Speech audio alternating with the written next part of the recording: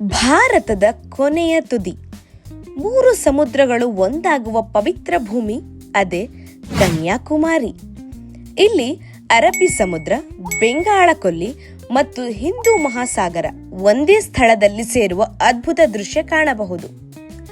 ಇಂದು ನಾವು ನೋಡೋದು ಕನ್ಯಾಕುಮಾರಿಯ ಪ್ರಸಿದ್ಧ ಸ್ಥಳಗಳಾದ ವಿವೇಕಾನಂದ ರಾಕ್ ಮೆಮೋರಿಯಲ್, ತಿರುವಳ್ಳವರ್ ಪ್ರತಿಮೆ, ಗ್ಲಾಸ್ ಬ್ರಿಡ್ಜ್, ಸುಚೀಂದ್ರಂ ದೇವಸ್ಥಾನ, ಕನ್ಯಾಕುಮಾರಿ ಅಮ್ಮನವರ ದೇವಸ್ಥಾನ ಮತ್ತು ಕೊನೆಯಲ್ಲಿ ಮನಸೆಳೆಯುವ ಸನ್ಸೆಟ್.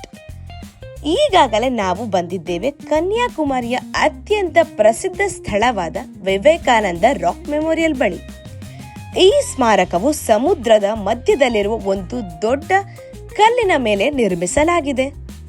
ಇತಿಹಾಸ ಹೇಳುವುದೇನೆಂದರೆ, ಸ್ವಾಮಿ ವಿವೇಕಾನಂದನವರು 1892ರಲ್ಲಿ ಇಲ್ಲಿ 3 ದಿನ ಧ್ಯಾನ ಮಾಡಿ ಆತ್ಮಜ್ಞಾನ ಪಡೆದರು. ನಂತರ ಭಾರತದ ಭವಿಷ್ಯದ ಬಗ್ಗೆ ಚಿಂತನೆ ಮಾಡಿ ತಮ್ಮ ಜೀವನದ ಮಹತ್ವದ ನಿರ್ಧಾರಗಳನ್ನು ತೆಗೆದುಕೊಂಡರು. ಅವರ ಸ್ಮರಣಾರ್ಥವಾಗಿ 1970ರಲ್ಲಿ ಈ ಸ್ಮಾರಕವನ್ನು ನಿರ್ಮಿಸಲಾಯಿತು. ಇಲ್ಲಿಗೆ ಹೋಗಲು ಫೆರ್ರಿ ರೈಡ್ ಮಾಡಬೇಕು. ಸಮುದ್ರದ ಅಲೆಗಳ ಮಧ್ಯೆ ಸಾಗುವ ಈ ಬೋಟ್ ಪ್ರಯಾಣವೇ ಒಂದು ಅದ್ಭುತ ಅನುಭವ. ಸಾಮಾನ್ಯ ಫೆರ್ರಿ ಟಿಕೆಟ್ ಸುಮಾರು 100 ರೂಪಾಯಿವಾಗಿರುತ್ತದೆ. ಸ್ಪೆಷಲ್ ಅಥವಾ ಫಾಸ್ಟ್ ಎಂಟ್ರಿ ಟಿಕೆಟ್ 300 ರೂಪಾಯಿ ಲಭ್ಯವಿರುತ್ತದೆ. ಫೆರ್ರಿ ಸಾಮಾನ್ಯವಾಗಿ ಬೆಳಿಗ್ಗೆ 8 ಗಂಟೆಯಿಂದ ಸಂಜೆ 4 ಅಥವಾ 5 ಗಂಟೆಯವರೆಗೂ ಕಾರ್ಯನಿರ್ವಹಿಸುತ್ತದೆ. ಇಲ್ಲಿ ಒಳಗೆ ಧ್ಯಾನ ಮಂದಿರ, ಸ್ವಾಮಿ ವಿವೇಕಾನಂದರವರ ಪ್ರತಿಮೆ, ಸಮುದ್ರದ ಅದ್ಭುತ ವೀಕ್ಷಣೆ ಎಲ್ಲವೂ ಸಿಗುತ್ತದೆ. ಇಲ್ಲಿ ನಿಂತು ನೋಡಿದರೆ ಸುತ್ತಲೂ ನೀಲಿ ಬಣ್ಣದ ಸಮುದ್ರ, ಗಾಳಿ ಮತ್ತು ಆಧ್ಯಾತ್ಮಿಕ ವಾತಾವರಣ ಮನಸ್ಸಿಗೆ ಶಾಂತಿ ಕೊಡುತ್ತದೆ. ತಿರುವಳ್ಳವರ್ ಪ್ರತಿಮೆ, ವಿವೇಕಾನಂದ ರಾಕ್ನ ಪಕ್ಕದಲ್ಲೇ ಕಾಣಿಸುವ ಈ ಭವ್ಯ ಪ್ರತಿಮೆಯೇ ತಿರುವಳ್ಳವರ್ ಸ್ಟ್ಯಾಚ್ಯೂ. ತಮಿಳಿನ ಮಹಾಕವಿ ಮತ್ತು ತತ್ವಜ್ಞಾನಿ ತಿರುವಳ್ಳವರ್ ಅವರ ಸ್ಮರಣಾರ್ಥವಾಗಿ ಈ 333 ಅಡಿ ಎತ್ತರದ ಪ್ರತಿಮೆಯನ್ನು ನಿರ್ಮಿಸಲಾಗಿದೆ. ಈ 133 ಅಡಿ ಎತ್ತರವು ತಿರುವಳ್ಳವರ್ ರಚಿಸಿದ ತಿರುವಳ್ಳವರ್ ಕುರಳ್ ಎಂಬ ಕೃತಿಯ 133 ಅಧ್ಯಾಯಗಳನ್ನು ಸೂಚಿಸುತ್ತದೆ. ಸಮುದ್ರದ ಮಧ್ಯ ನಿಂತಿರುವ ಈ ಪ್ರತಿಮೆ ಕನ್ಯಾಕುಮಾರಿಯ ಸಿಂಬಲ್ ಎಂದೇ ಹೇಳಬಹುದು. ಫೆರ್ರಿ ಮೂಲಕ ಇಲ್ಲಿ ತಲುಪಬಹುದು. ಬೆಳಗಿನ ಸಮಯದಲ್ಲಿ ಬಂದರೆ ಕಡಿಮೆ ಜನಸಂದಣಿ ಮತ್ತು ಚೆನ್ನಾಗಿ ಫೋಟೋಗಳನ್ನು ಸಿಗುತ್ತದೆ. ಸಂಜೆ ವೇಳೆಗೆ ಇಲ್ಲಿ ಕಾಣುವ ದೃಶ್ಯ ಇನ್ನೂ ಅದ್ಭುತವಾಗಿರುತ್ತದೆ. ಗ್ಲಾಸ್ ಬ್ರಿಡ್ಜ್, ಇದೀಗ ನಾವು ಬಂದಿದ್ದೇವೆ ಕನ್ಯಾಕುಮಾರಿಯ ಹೊಸ ಆಕರ್ಷಣೆ ಭಾರತದ ಮೊದಲ ಗ್ಲಾಸ್ ಬ್ರಿಡ್ಜ್ ಬಳಿ.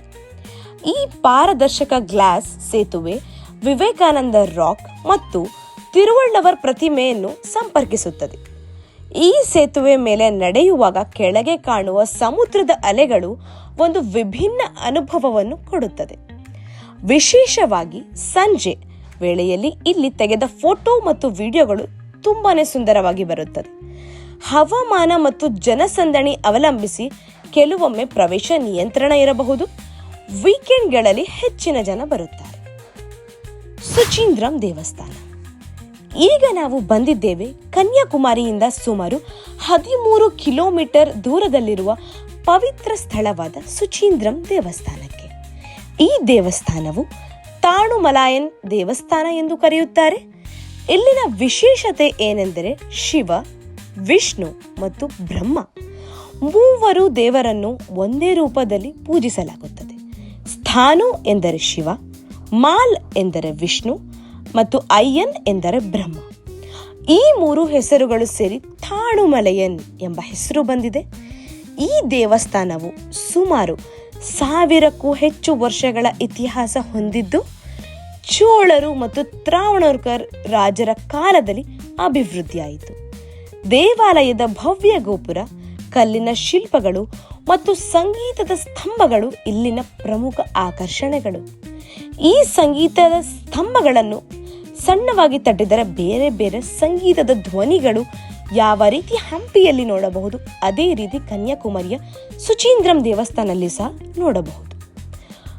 ಭವ್ಯ ಹನುಮಾನ್ ಪ್ರತಿಮೆ, ಈಗ ನಾವು ನೋಡುತ್ತಿರುವುದು ಸುಚೀಂದ್ರಂನ ಅತ್ಯಂತ ಪ್ರಸಿದ್ಧ ಆಕರ್ಷಣೆ ಭವ್ಯ ಹನುಮಾನ್ ಸ್ವಾಮಿ ಪ್ರತಿಮೆ. ಈ ಹನುಮಾನ್ ಮೂರ್ತಿ ಸುಮಾರು 22 ಅಡಿ ಎತ್ತರ ಹೊಂದಿದ್ದು ಒಂದೇ ಕಲ್ಲಿನಿಂದ ಕೆತ್ತಲಾಗಿದೆ. ಭಾರತದಲ್ಲಿನ ಅತಿ ದೊಡ್ಡ ಹನುಮಾನ್ ಶಿಲ್ಪಗಳಲ್ಲಿ ಇದು ಒಂದು. ಇತಿಹಾಸದ ಪ್ರಕಾರ ಶತ್ರುಗಳ ದಾಳಿಯಿಂದ ರಕ್ಷಿಸಲು ಈ ಮೂರ್ತಿಯನ್ನು ಹಿಂದೆ ನೆಲದೊಳಗೆ ಮರೆ ಮಾಡಲಾಗಿತ್ತು. ಅನೇಕ ವರ್ಷಗಳ ನಂತರ ಇದನ್ನು ಮತ್ತೆ ಪತ್ತೆ ಹಚ್ಚಲಾಯಿತು. ಹನುಮಾನ್ ಸ್ವಾಮಿಯ ಈ ಭವ್ಯ ರೂಪವನ್ನು ನೋಡಿದಾಗ ಭಕ್ತರಿಗೆ ಒಂದು ವಿಶೇಷ ಆಧ್ಯಾತ್ಮಿಕ ಶಕ್ತಿ ಅನುಭವಿಸುತ್ತದೆ. ಈ ಹನುಮಾನ್ ಮೂರ್ತಿಯು ಇಷ್ಟು ಎತ್ತರವಾಗಿದ್ದು ಇದರ ಬಾಲ ಕೂಡ ಅಷ್ಟೇ ದೊಡ್ಡದಾಗಿದೆ. ಈ ಬಾಲ ಬಂದ್ಬಿಟ್ಟು ಬೆಣ್ಣೆಯನ್ನು ಹಚ್ಚುತ್ತಾರೆ. ಬೆಣ್ಣೆ ಯಾಕೆ ಹಚ್ಚುತ್ತಾರೆ ಬಾಲಕ್ಕೆ ಅಂದರೆ, ಯಾವಾಗ ಹನುಮಂತನು ರಾವಣ ಸುಟ್ಟಾಗ ಹನುಮಂತನ ಬಾಲ ಸುಟ್ಟಿತ್ತು ಅಂತ ಒಂದೇ ಒಂದು ಕಾರಣಕ್ಕೆ ಇಲ್ಲಿ ಬೆಣ್ಣೆ ಹನುಮಂತನ ಬಾಲಕ್ಕೆ ಹಚ್ಚಲಾಗುತ್ತದೆ. ಮಂಗಳವಾರ ಮತ್ತು ಶನಿವಾರ ಇಲ್ಲಿ ಸಾವಿರಾರು ಭಕ್ತರು ಭೇಟಿ ನೀಡುತ್ತಾರೆ. ಕನ್ಯಾಕುಮಾರಿ ಅಮ್ಮನವರ ದೇವಸ್ಥಾನ. ಈಗ ನಾವು ಬಂದಿದ್ದೇವೆ ಕನ್ಯಾಕುಮಾರಿಯ ಪವಿತ್ರ ಸ್ಥಳವಾದ ಕನ್ಯಾಕುಮಾರಿ ಅಮ್ಮನವರ ದೇವಸ್ಥಾನಕ್ಕೆ. ಇಲ್ಲಿ ದೇವಿ ಪಾರ್ವತಿಯ ಕನ್ಯಾ ರೂಪವನ್ನು ಪೂಜಿಸಲಾಗುತ್ತದೆ. ಪುರಾಣಗಳ ಪ್ರಕಾರ ಶಿವನೊಂದಿಗೆ ವಿವಾಹವಾಗಲು ದೇವಿ ಇಲ್ಲಿ ತಪಸ್ಸು ಮಾಡಿದರು ಎಂಬ ಹೇಳಲಾಗುತ್ತದೆ. ಆ ಕಾರಣದಿಂದಲೇ ಈ ಸ್ಥಳಕ್ಕೆ ಕನ್ಯಾಕುಮಾರಿ ಎಂಬ ಹೆಸರು ಬಂದಿದೆ. ಈ ದೇವಸ್ಥಾನವು ಸಾವಿರಾರು ವರ್ಷಗಳ ಇತಿಹಾಸ ಹೊಂದಿದೆ. ದೇವಿಯ ಮೂಗಿನಲ್ಲಿರುವ ವಜ್ರದ ಮೂಗುತಿ ಬಹಳ ಪ್ರಸಿದ್ಧ. ಹಿಂದೆ ಅದರ ಪ್ರಕಾಶವನ್ನು ಸಮುದ್ರದ ದೀಪವೆಂದು ಭಾವಿಸಿ ಹಡಗುಗಳು ದಾರಿ ತಪ್ಪುತ್ತಿದ್ದವು ಎಂಬ ಕಥೆಯೂ ಇದೆ.